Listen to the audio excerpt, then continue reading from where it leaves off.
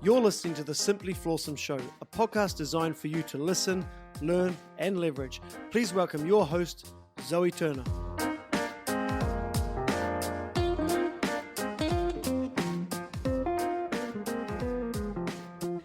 Today's podcast is coming to you from the Rove Hotel in Dubai Marina. I'd like to thank Rove for the support by allowing us to use this amazing venue to host this podcast and future podcasts. The title of today's podcast is How to Reinvent Yourself After Tragedy and Discover Your Amazing You as You Follow Your Passion. Today's guest, she's an incredible, inspiring lady, and hopefully her story will motivate those who've experienced any type of adversity in their lives to keep going and enjoy their life no matter what. She's experienced enough tragedy in her life that would probably result in a lot of women, a lot of people throwing in the towel and giving in. But she didn't. She persevered and has now carved out a wonderful life for herself. So I'd like to welcome today's guest, Teresa, on the show. Hello, Zoe. Thank you so very much for having me here this morning. I was so excited about today. I was really excited that you were excited. So, Teresa, let's start this by, can you explain who you are to the listeners? Right. My name is Teresa du Toit. I'm South African. I've been in Dubai now for 11 years. And I love being here. I'm a single woman. I arrived here as a single woman and got married, and then I'm back to being a single woman again.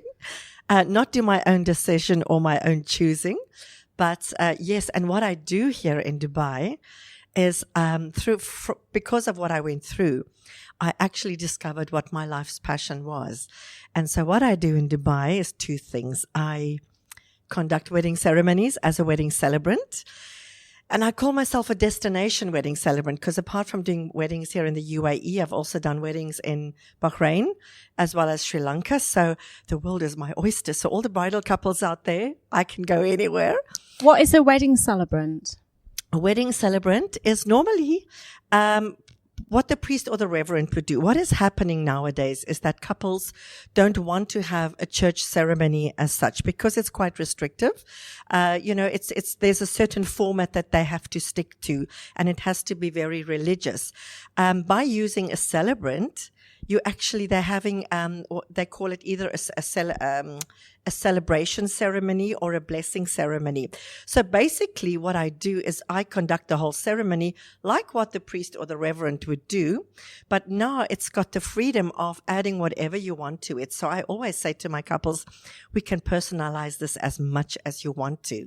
So what couples then do is they'll have the legal side done either at the consulates, back home, the courts, wherever they are, and then they have the blessing ceremony here. And so they always count that ceremony as the wedding day because the bride walks down the aisle in her white dress, the groom is there. It's the real wedding. And should they want something religious, I can do that. Should they want something non-religious, I can do that. The main thing is we celebrate their love. So tell us about your journey. How did you get from where you are to becoming a wedding celebrant? Tell us a little bit about your journey. It's been an interesting journey. Originally, I was married in my final year at university, married my university sweetheart. We had a beautiful life together.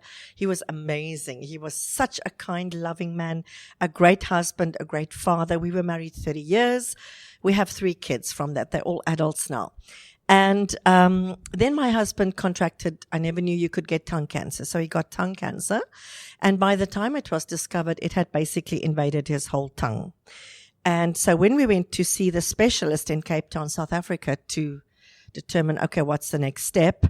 After he examined him, he sat down and he had a picture of a tongue and he was coloring in the tongue. And he was saying, well, as far as I color, that's where how much the cancer has invaded. And my thoughts were, when are you stop coloring? Because this is the whole tongue. And then he stopped and he said, there's only one teeny weeny little slither on the side. And I said, what do we do? And then he said the following words. He said, we need to cut out his tongue and build him a new tongue from his stomach muscles and stomach skin. And when he said those words, I really felt my life out of me, through the door, down the corridor, down the stairs, and into the streets of Cape Town, because I thought, how on earth are we going to do this? How are we going to get through this?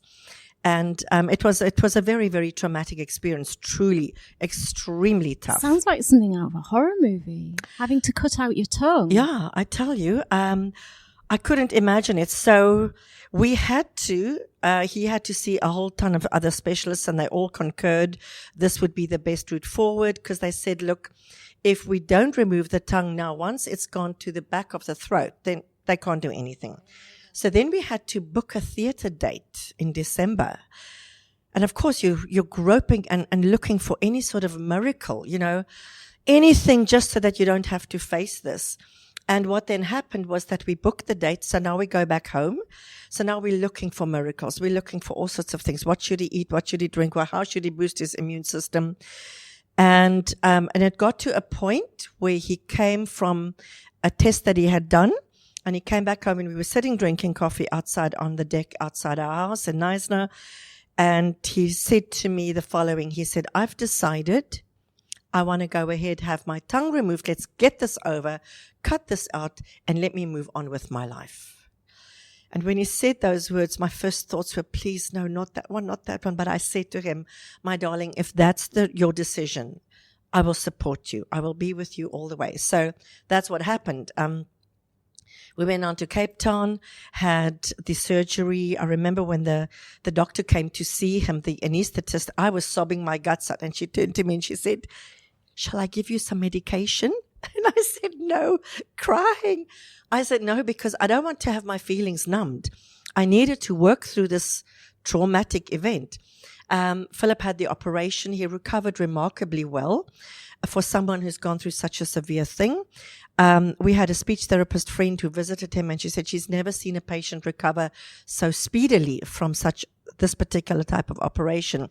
Forgive my ignorance. When you have your tongue taken out, I mean, obviously that's going to affect your speech. Can you speak at all? Well, this was the one thing that the specialist said. He said, your speech will be affected. And I said, how? And he said, I can't tell you.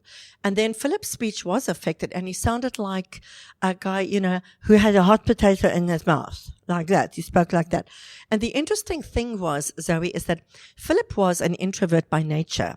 And that was one of my concerns, was how was he going to cope as an introvert? Because he was an architect working for himself. There was no other people working with him. So he was the breadwinner. And how would he cope with this? And he turned out a complete extrovert after the operation. So when he'd sit with clients, he'd say to them, if you don't understand what I'm saying, tell me, I'll change the words. And he was happy as Larry. So I went with him through the whole process of going to have radiation. I was with him when they had to do the measurements for the mask that he would have to wear. I went with him for every radiation treatment he had at the time.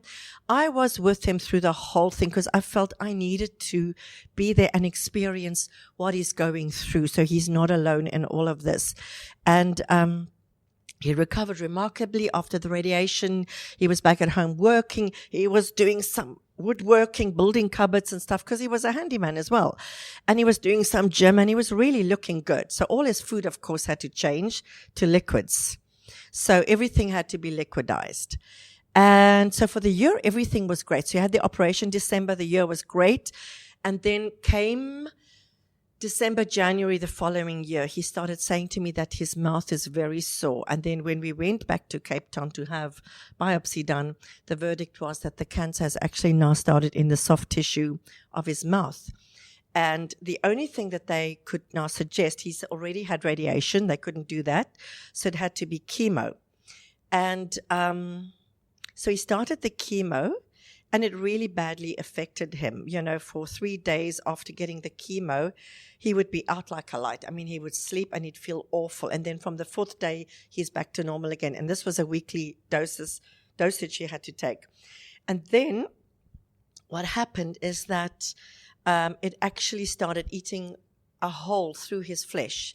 And an opening started on here, on the side of underneath his jawline. And over the next couple of months, that completely opened up. I could actually put my fist into that cavity. And he got as skinny as a rake. And it's, you're really holding on to any miracle.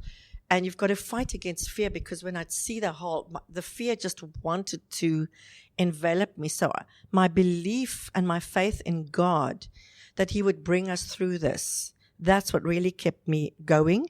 I did have my days where I thought, God, how are we going to do this? And about 2 weeks before Philip died, I really felt that I needed to say to God, if He wants to take him home, He can. And it was a very tough decision for me. I said to Philip that evening, listen, I have some time. I need some time with God alone. So he was with the kids, and I went into our bedroom, closed the door, took a picture of him, and I sobbed my guts out. I really cried, and I kissed the picture of him, and I knew I was saying goodbye to Philip. And then I cried, and I said to God, I said, you know what, God, we were hoping to grow old together, see our kids get all married, have the grandkids together, grow old together beautifully. I said, but if you want to take him home, then I release him. I know you will take care of me and the children. And an interesting thing happened the moment I said those words. I felt like an iron rod pushed down my spine, pulling me up, secure, and an incredible peace. The Bible talks about peace that passes all understanding. That came over me. And then I just knew, whatever is going to happen, it will be okay. And in my mind's eye, there was a picture. I was on a very high cliff, stepping out into nothingness. But I knew I wouldn't fall. I wouldn't, fall on the rocks down below. I would get caught. And so that evening when we went to bed, I said to Philip, this is what happened tonight. And I want to tell you, I release you. If you want to go home, if the battle is too big, you can go home. You don't have to hold on any longer. God will take care of me and the kids, so we will be fine. And he said to me, when God says come home, I will. But up until that point, I choose life, because we always said through this whole trauma that we choose life. Every day we would choose life. And so 2 weeks later, he was struggling that morning at work. He tried to do an email. His fingers could hardly move over the keys. He went to sleep that afternoon like he would do every afternoon. His office was at home. And it was that evening that I realized that he's gone into a coma. And that's when I knew he was going home. So I called the kids and I said, listen, Dad's going home tonight. But the one thing I did ask of God when I had that evening with him, I said, Lord, all I ask is that I don't wake up next to him and find him gone. I would like us to be able to say goodbye, my kids, myself, and our close friends. And that's what happened. So we sat around the bed. Philip was in a coma. We sat around him on the bed, talked about him, said, all the funny jokes that he would do in his funny little ballet steps that he would do. We laughed, we cried, we told him how much we loved him. My kids all told him how much they honored him and loved him and respected him. My daughter said, Dad, I want to marry a man like you one day. And she did. And so we were able to say goodbye to him. And 12 o'clock that night, he stopped breathing. And I said to the kids, this very moment, he stepped into the presence of God. And so there's no more pain, no more sorrow, no more anguish, none of that stuff. And it was heartbreaking, I can tell you. It was devastating. And I'm sitting in my bed the next morning thinking, how do I move forward? How am I going to get to the end of this day? How am I going to get to the end of this week, next month, next year? And I felt God say to me, just focus on today. Just today. Every day is just today. Just take each day as it comes. Yeah. And so it was a year that I felt that I was mourning, and I decided that I didn't want to keep myself busy, not to focus on my pain. I needed to work through the pain, through all the different things. The loss was devastating for my kids, and I never tried to be brave in front of my kids.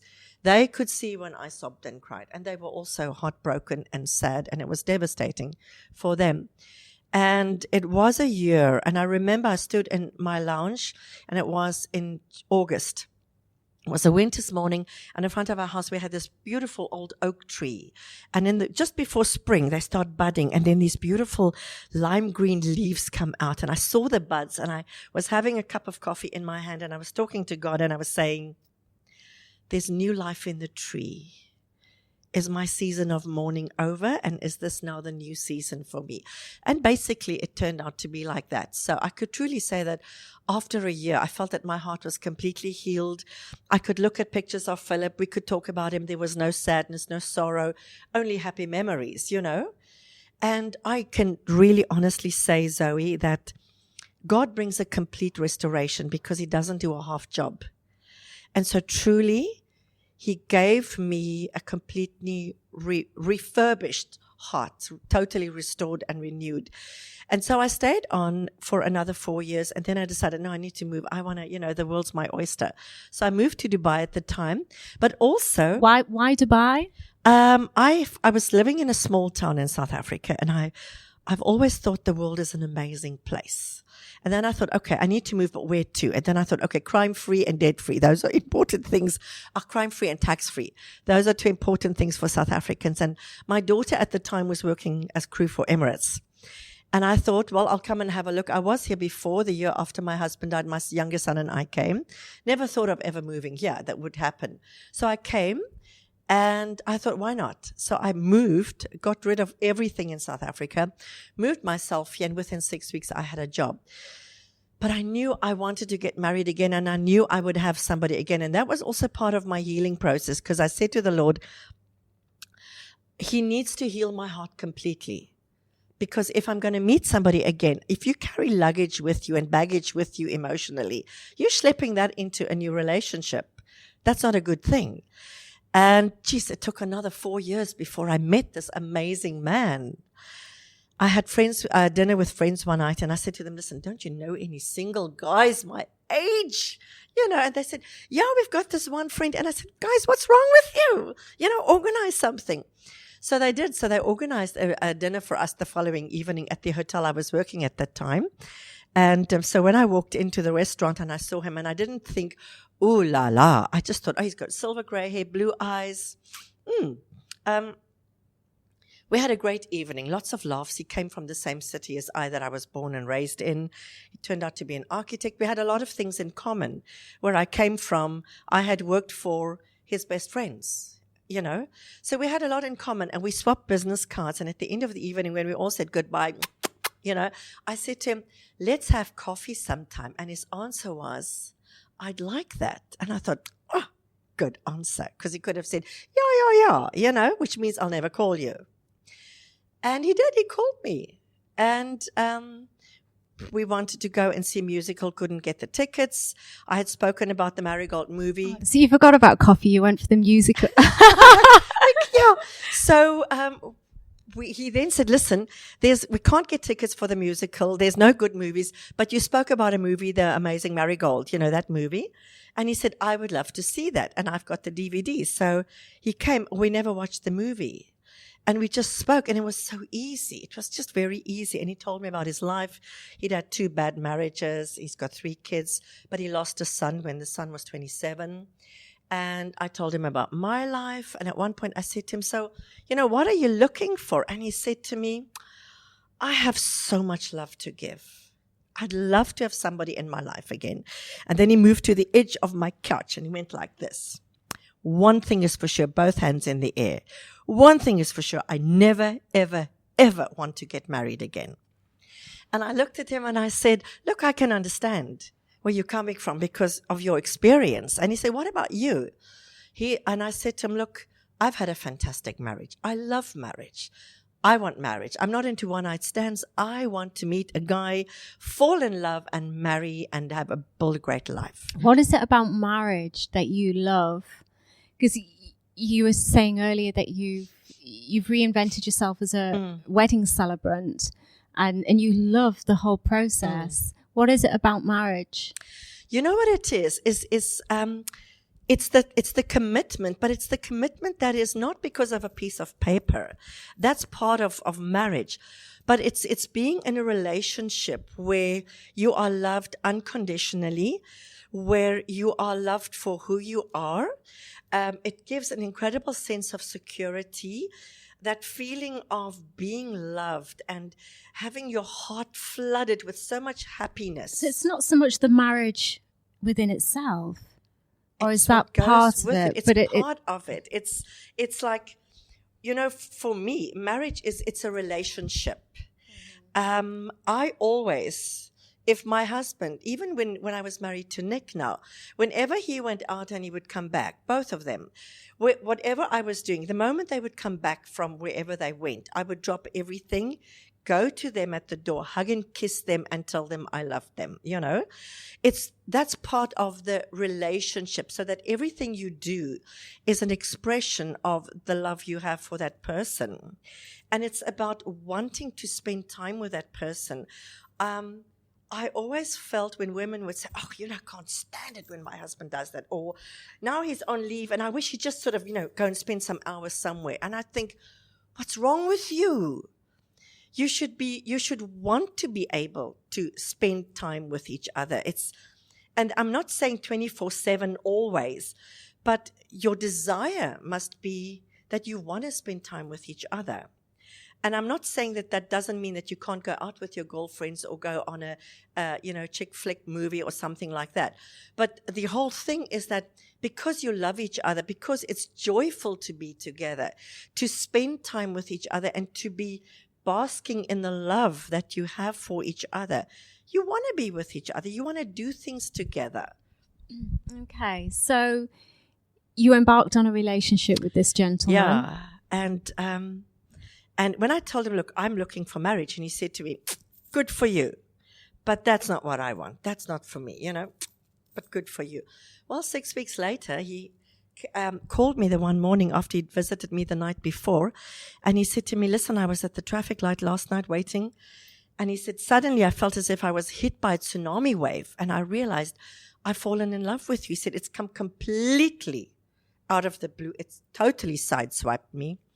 I never thought I could ever feel like this again. And I realized I love you.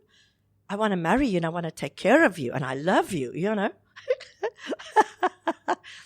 And I smiled and I thought, yeah, guys, I'd never ever want to get married again. That's not for me. And but it took a while for me to tell him I love you, because for me, it's different when you say to your friends, I love you. But when you say to a person, a man or a woman, in a relationship, I love you, the moment you utter those words, you're giving your heart away. Mm-hmm. And, that's a hefty moment. And I've always felt you should never just give your heart away willy-nilly to a person. And I'm talking relationship-wise, in a romantic relationship. And so he'd say to me, when are you going to tell me, you love me? When are you going to tell me you love me? And I'd say to my darling, it will happen, And then it was about 2-3 months later when I told him, my darling, I really love you, and I knew when I said those words, this was it, it was in my heart, but I needed to utter that. And that was it, and I loved this guy with all of my heart. And it was a beautiful marriage. And it was also a different season of both our lives because our kids were adults. We didn't have kids in the house. So we could just enjoy each other. It was fabulous. And he used to say to me every single day, my darling, I never knew marriage could be like this. And we were hoping for 20 years. And then we had 2 years and 4 months. And then he died of a heart attack while quad biking in the desert with a friend. Oh. And so, as my son said to me when Nick passed away and everyone was together for the memorial service, I said to him, "Gus, I'm so sorry that you've got to go through this again," because he was the youngest of all of them. He looked at me with a smile and he said, "Hey, Mom, look, we're veterans now." And I said to the kids the one evening, all of the kids, and I said, now at the moment, Dad and, the 2 dads are now in heaven, so they chatting to each other. So my daughter says, yeah, so the one saying to the other, "Hey, your wife's a hot chick, isn't she?" And so you've got to bring humor. You've got to see the lighter side of something as well. But so it was devastating when I got that phone call to tell me that Nick had passed away in the desert. My heart truly shattered into a million pieces, and I thought, no, this is not possible. This cannot be happening to me. And it was devastating, I can tell you. I thought, how do I get through this one, There were a lot of implications too at the time. But I knew, it was like, how do I get through this? How different was it in terms of grieving? You know, like you'd already lost one husband who you'd been with your whole life, and then you met someone else. You'd had 2 wonderful years together. Was the grieving process different? Was losing them different? Was one? Maybe it's just a morbid fascination, but I'm just generally interested. Was one more significant than the other, or were they both? Both were devastating. Both were completely devastating, because of the intense relationship we had. You know, it was. Both marriages were beautiful and happy. So I lost my soulmate. Philip was my soulmate. I believe you have more than one soulmate, because I really believe you should celebrate life. You know, I could have said, I never ever want to get married again. I got my soulmate. He's gone. That's it. No, because we move through different seasons of our lives. And so we've got to embrace the different seasons. So both were devastating. The one was after a long illness. So you've got to always say to yourself, what I see is not necessarily what's going to happen. So in a way, you know, you almost have this thought in the back of your head, well, maybe it is just leading one way, but you've got to fight against that because you want to keep the faith all the time. You've got to keep hope alive. With Nick, the suddenness, I mean, I said goodbye to him that morning as he drove off, and I saw his profile and I thought, it's my sexy husband going there. Never realizing or thinking any thoughts that I would never see him alive again. So it was devastating in both ways, devastating in the worst sense of the word that you can imagine, because I lost my darling. I lost my soulmate. I lost the man who looked at me with eyes filled with admiration. A guy who used to say, I love saying my wife. I'll ask my wife, you know? It's interesting what you were saying, because I can relate to this with my grandparents. Yeah. I lost my grandparents recently, and they meant more to me than anything in the whole wide world. I still get choked up when I talk about it now. But I always knew that the last words that I would ever say to any of them would be, I love you.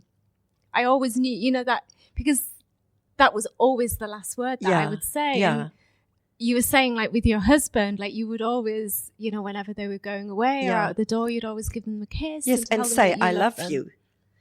And, you know, so that the day that Nick died in the desert, I knew he died a happy man. He died knowing that he was very much loved by me. He loved being married to me. He loved being married. He loved me. He loved being in the desert. And he was with a friend that he really always wanted to spend time with, you know, quad biking in the desert. So from that point of view, he died a really happy man. I think one thing we haven't mentioned, he died of a heart attack. He died of a heart attack. So it's probably likely that would have happened, whether or not it was in the desert. Exactly. It would have happened at some point, because he had... his health was compromised. He had something wrong with his heart that you probably weren't aware of. No, I was aware that his health was compromised. You know, he did take tablets and stuff. But when this happened, I then said to the children, I said, I am so grateful that this happened where it did, and not while he was driving on the main highway with the trailer, because so many people could have been killed. It could have been terrible. So I chose to look at the positive side of where he died and how it happened. The other thing also that I really, really knew is that because I love God, I have a relationship with him. To me, he's very real. So I knew this wasn't God's way of, you know, often people will say, well, God comes and he takes somebody away because he wants to teach us something. That's rubbish. It's not his character. His character is love. But things happen. And that he will bring me through. So what I would do is put scriptures on my fridge. So when I go to that kitchen in the morning to go and make coffee, my first thing I would see would be a word of scripture that would strengthen me and encourage me and lift me up, something that I could hold on to. And so when we did the memorial ceremony, it was a celebration of his life. And I spoke for about 45 minutes, you know, talking to people. And it was really remarkable. And then, look, it was devastating. I sobbed my guts out. Buckets and buckets and buckets of tears. And then you've got to have, you go through those first experiences.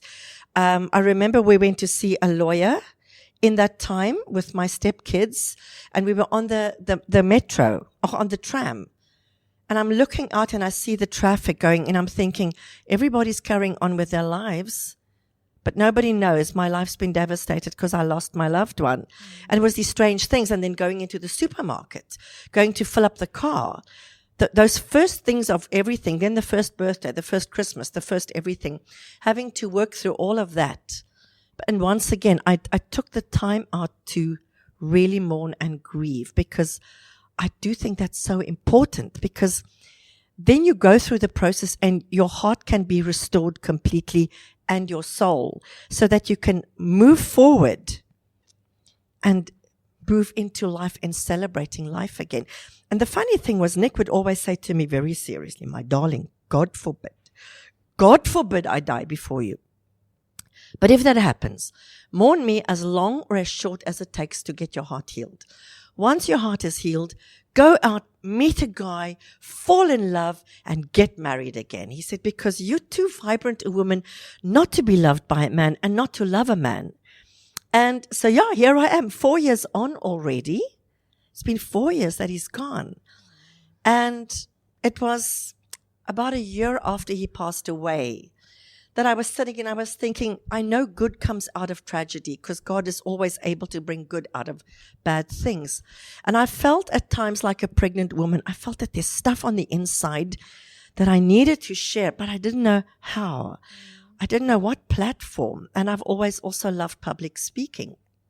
So out of the blue, it was a year after, out of the blue, a friend of my daughter, who was a wedding photographer at the time, she phoned me out of the blue and she said, listen, I have a business proposal. And I said, what? And she said, listen, there was a lovely woman here in Dubai who was a wedding celebrant. She suddenly passed away a few weeks ago.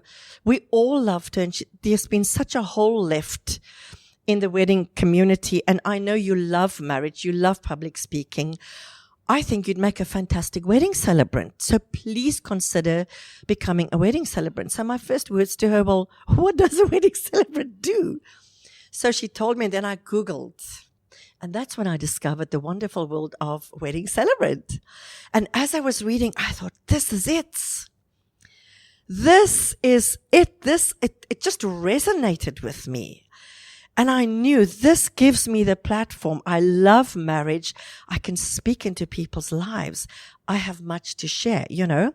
I want couples to build beautiful, strong marriages. I want them 20, 30, 40 years down the line, when they look at each other, they must still think, oh, man, that's my gorgeous, sexy wife, or my handsome husband, you know. So I Googled a lot. And a very good friend of mine, she said, our company will do your website as my gift to you. I wrote my own content, and I wanted it to reflect me and my passion. And so every word that's on my website was written by me from my heart, because I want bridal couples, when they go onto the website, I want them to feel my passion for love. I love love. Listen, love makes the world go round. We were created to love. And so that's how it came. And that's when I discovered my passion. I discovered my purpose. And that's what I love doing. And I really believe you should follow your heart, discover what makes you tick, because the world needs what you have. We're all different. And everyone is so amazingly, uniquely created. And so with my public speaking, I want women to realize that no matter what's happened, life is wonderful, despite the crap that happens to all of us in whichever form. But I do believe with all of my heart is that God wants us to move from the state of loss or the state of whatever we are in, state of negativity. He wants us to move from that, become whole, become restored, and then flow back into loving life and celebrating life. And so I love speaking to women. I always say, give me a microphone, give me a stage to share, because I really believe life should be celebrated. And I don't say that, you know, la, la, la, la, la. I've been through a lot of things. So it's interesting how life works and the journey that we go on. Yeah. Because the tragedy that you have been through, losing the man that you love on 2 occasions, it's gotten to where you are now. Yeah. Doing a job that you absolutely love and that you're passionate about. Absolutely. But you probably wouldn't be doing this right Yeah. now if it wasn't for your experiences. Teresa, what advice would you give anyone who is going through some tragedy or loss within their life? The first thing I would say is don't try and not work through the grief. Because what a lot of people tend to do is that they will keep themselves so busy and occupied so that they don't have to face the pain that they're going through. And they might think that that is the best thing. Even when Nick died, somebody said, don't you think you should keep yourself busy? And I said, no, I need to work through my emotions so that I can come out on the other side. Because if you don't face the grief and all the emotions and the turmoil that's tied up in the experience that you're going through, if you push that aside, somewhere along the line, it could be a few months down the line, a year or two down the line, it's going to hit you like a ton of bricks. You're going to come out with all sorts of depression is probably one of them, a state of negativity, all sorts of illnesses and ailments, which actually have their root in your psyche. Because we were not created to store up these emotions. So most importantly, you've got to face the grief. And if you can't do it on your own, find somebody that you can share it with. I'm always available. I did counseling recently for a woman who lost her brother, and to be able to just share some thoughts. And, but it's a process, and you can't short circuit the process. It is a process. You can't say it's going to be long or short, but I do know, face your emotions, face the pain, the agony. If it's losing someone through death, it's devastating. I so know that. But there's something that I learned when Nick died. And that was, after working through my own grief and pain, I suddenly realized, I started thinking, what did Nick gain when he stepped off his bike and stepped into heaven? Immediately, he was in perfect health. He stepped into the presence of God. He never had to face any of the dramas that life throws us. He was living the life he was born to live. And the more I focused on what he had gained, that took a lot of the sting of the loss for me. And this is something which I really feel is an important thing that I want to say to people who've lost a loved one, whether it's your grandparents, your spouse. I can't say I understand the loss that people feel who've lost a child. I cannot imagine that. I think that's really so deep.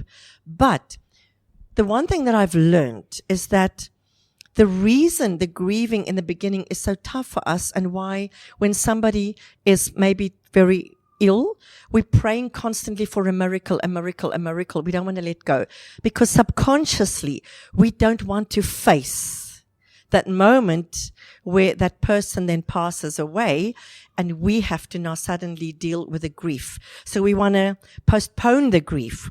But if we let go, if we're able to say to that person, I release you, so that that person can then go and then focus on what did that person gain? Let's focus on the positive, what that person gained when they passed away, being in God's presence, being in an atmosphere of love that is completely overwhelming, love that we don't comprehend, being in a complete state of health, whatever the case is. If we focus on that, that removes the sting that the grief leaves within our hearts. So that's something I would say most certainly you need to focus on. Your faith has definitely got you through your pain and your tough times. Yes. A lot of people don't have your faith. I think from my own personal point of experience, having faith in God, and I know his character, I know he loves me, and I know he only wants the best for me. My faith in him, knowing that despite what I went through, knowing that he would bring me through, he would restore me, he would take care of me. He would provide for me. He would take care of me on every level.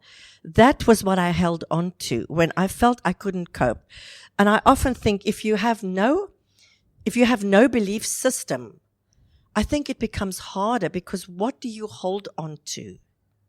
And it's not a crutch. It is, I have an absolute belief in my Father in heaven who loves me.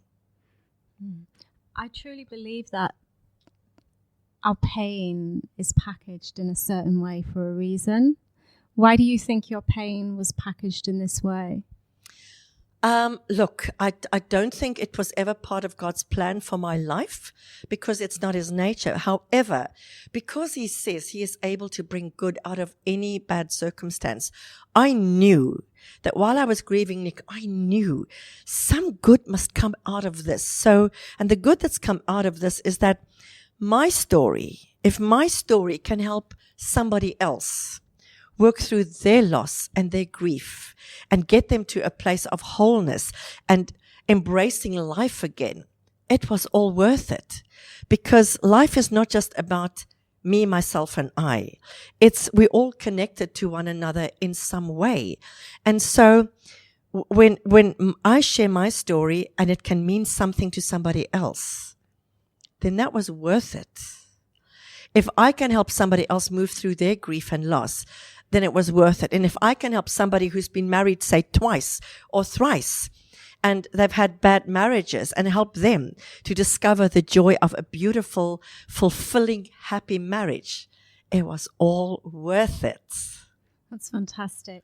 Teresa, thank you so much for your story Zoe, today. It was so much fun. We've actually been chatting for 40 minutes. Oh, really? Yeah, doesn't time fly? So I'm going to wrap it up now, because I try to keep them to about half an hour, 40 minutes, Yes. I'm sure no one's turned off during this podcast though, because you've been such a wonderful guest. And, I can see what your husband was, your late husband, Nick, when he was saying that you have so much energy and that you're vibrant, and I can relate. I can see that. And I hope that your journey on the next few years continues to be Thank you, Zoe. An amazing one. Thank you. Well, listen. Who knows? I am waiting for husband number 3. I want to be married again. And it's lovely to be in a great marriage relationship. So, it's been 4 years now. It's more than enough time.